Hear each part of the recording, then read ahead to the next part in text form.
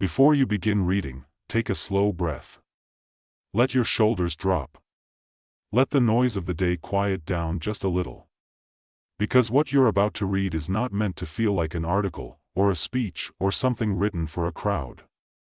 It's meant to feel like something that somehow found its way to you at exactly the right moment, the way certain words do when your heart has been quietly waiting for them. This billionaire did not write from a place of noise and applause. He wrote from the place people rarely see, the space between decisions, between losses, between the nights when even success feels lonely. He had everything the world promises will make you feel complete: money, influence, recognition, power. Yet the truth that reached him was not something you can buy. It was something you can only discover when you realize you have been running from your own life for too long. His message begins not with triumph, but with honesty. He said that the greatest lie we are taught is that someday we will become ready. Someday we will be confident enough. Someday we will be healed enough. Someday the timing will be perfect. And so we wait. We wait for the fear to leave, for the past to stop hurting, for the world to give us permission. Years pass quietly in that waiting. Dreams grow faint. And one day, we wake up older, wondering where our life went. He admitted that he wasted years doing exactly that. Even with all his resources. He was always chasing the next milestone, the next number, the next victory, believing that when he reached it, he would finally feel safe inside himself. But every time he arrived, the feeling disappeared faster than it came. And that's when he realized something most people never stop to question: the future you're chasing will never feel real if you're not fully alive in the present. You don't lose your future because you fail. You lose it because you postpone it, and that line alone has changed how millions of people quietly see their own lives, because think about how many things you've put on hold. How many versions of yourself you've delayed becoming. How many times you've said, "not yet," when your heart was saying, "now." This billionaire said something else that cut even deeper. He said most people don't actually fear failure. They fear being seen trying. They fear being visible in their imperfect, unfinished, learning stage. They fear that if they reach for what they want and fall short, the world will confirm the doubts they already carry about themselves. So instead, they stay small, calling it safety, while their spirit slowly suffocates. And he was honest about his own fear. There were moments when he almost didn't start the ventures that later defined his legacy. Not because he lacked intelligence or opportunity, but because he didn't want to look foolish if they failed. He said it still shocks him to think how close he came to choosing comfort over calling. The future you imagine isn't built by certainty. It's built by courage you practice before you feel ready. Let that settle inside you. He also spoke about how success does not erase your past, but it can redeem it. Every mistake, every wrong turn, every season where you felt lost is not proof that you're broken, it's proof that you were searching. He said if he could go back and talk to the younger version of himself, he wouldn't tell him to be perfect. He would tell him to be brave enough to keep going, even when the story didn't make sense yet, and this is where his message becomes personal for you. You might look at your life right now and feel behind. You might compare your timeline to others and feel like you missed something, like everyone else got a map and you were left guessing. But he said something powerful: life doesn't punish you for being late, only for giving up. Some people bloom early. Some bloom late. Some bloom after the storms that almost destroyed them. But every single person who keeps moving forward eventually finds a season that makes the waiting make sense. The billionaire talked about the nights when he sat alone, staring at the ceiling, wondering if he was wasting his life. Even at the top, there were moments of doubt. And that's when he realized that doubt is not a sign you're on the wrong path. It's a sign you're standing at the edge of something that matters. You don't feel afraid when nothing is at stake. You feel afraid when you are about to grow. He said he learned to stop asking, "What if I fail?" and start asking, "What if I succeed?" and never forgive myself for not trying sooner. That question changed the way he made every decision after. Your future is not something waiting for you. It is something responding to you.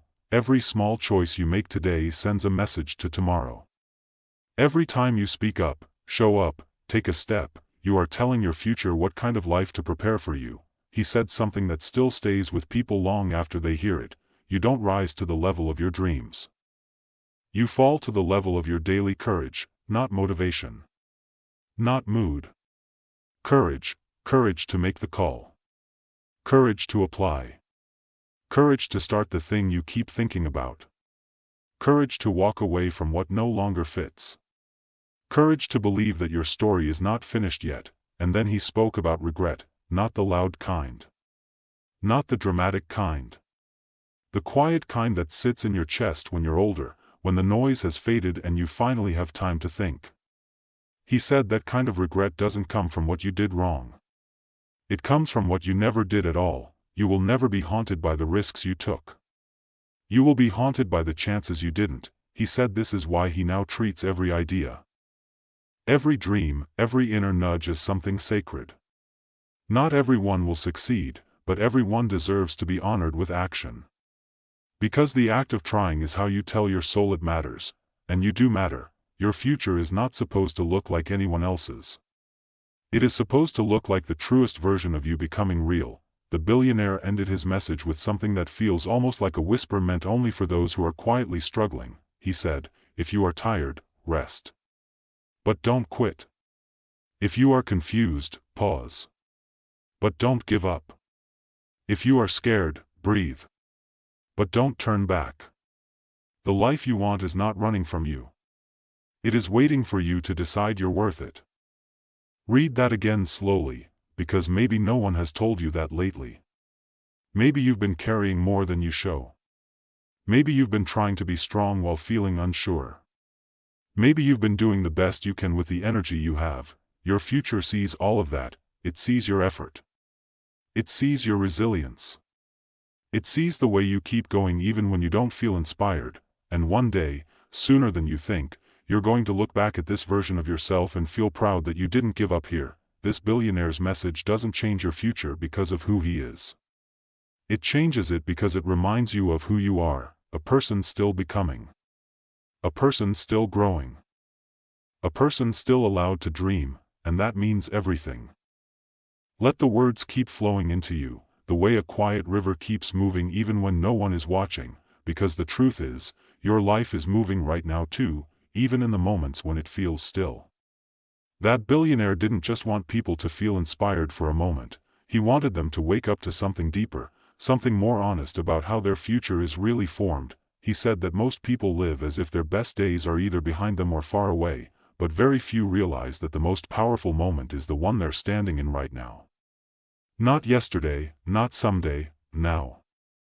He shared how, even after building empires, he discovered that the decisions that truly shaped his destiny were often the smallest ones: a conversation he chose to have, a risk he chose not to avoid, a truth he finally allowed himself to face. And that's when he said something that shook people in a quiet way: your future doesn't change when something big happens, it changes when you decide to stop betraying what you already know inside. Think about that. How many times have you known what you needed to do, but didn't do it? How many times have you felt a pull towards something better, something more aligned with who you really are, and still stayed where you were because it felt easier, safer, or familiar? He admitted that his greatest breakthroughs didn't come from strategy, they came from alignment. From finally choosing to live in a way that matched the truth he could no longer ignore. And the moment he stopped pretending, his life began to expand in ways he could never have planned. You don't get stuck because you're weak. You get stuck because you keep choosing what's familiar over what's true. That's a sentence people carry with them for years. He talked about how many people wait for confidence before they act, but confidence is not the door, it's the room on the other side. You don't feel strong and then take a step. You take a step and then discover you were stronger than you thought. Your future isn't waiting for you to feel ready. It's waiting for you to be willing. There was a moment in his life when everything he had built was at risk. Deals were falling apart. People were doubting him. The noise was loud. And yet, he said that was the clearest season of his life. Because when everything you've been leaning on begins to shake, you finally discover what's actually holding you up, and for him, it was a deep belief that he was not here by accident. Neither are you. He said that if you could see your life the way your future sees it, you would stop being so hard on yourself. You would realize that every detour taught you something you couldn't have learned any other way. Every heartbreak carved out space for something stronger. Every disappointment refined you, even when it hurt. You are not broken. You are being shaped, and that shaping doesn't stop just because you feel tired. It doesn't stop because you made a mistake. It doesn't stop because someone walked away. It keeps working in you, quietly, faithfully, until you become someone who can hold what you've been praying for. This billionaire said the most dangerous thing you can do is shrink your dreams to fit your fears. The moment you do that, you trade your future for temporary comfort. And comfort is a beautiful thing, but it was never meant to be the goal of your life. You were made for more than surviving. You were made for meaning. For impact. For becoming someone who looks back one day and says, I didn't play small with the one life I was given. And maybe right now you don't know what that more looks like. That's okay. You don't need the whole map.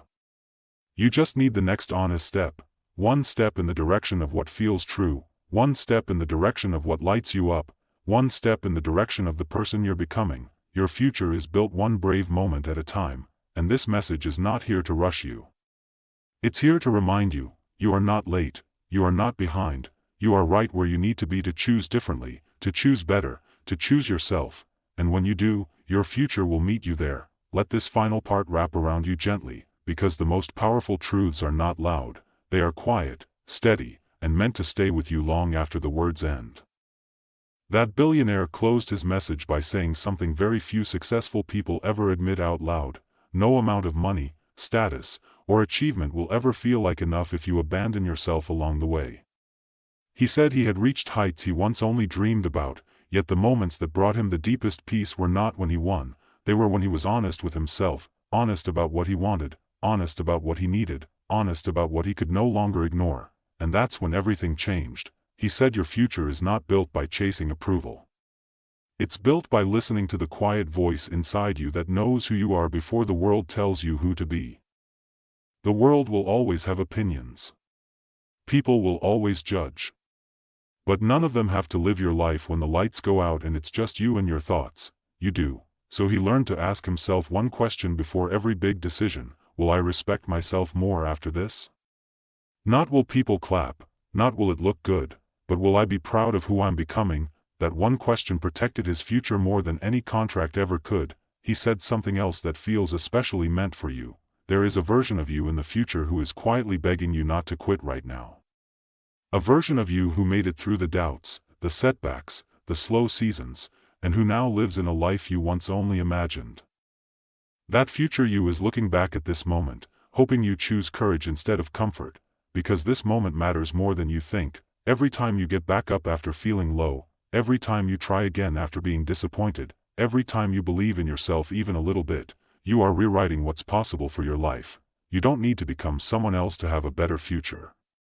You need to become more of who you already are. Your dreams didn't come to you by accident. Your longing for more is not random. Your restlessness is not a flaw. It's your future calling you forward. The billionaire ended by saying this: someday you will look back and realize the hardest part of your journey was not the obstacles, it was believing you were worthy of something greater. But once you decide you are, everything begins to shift. And that's the truth.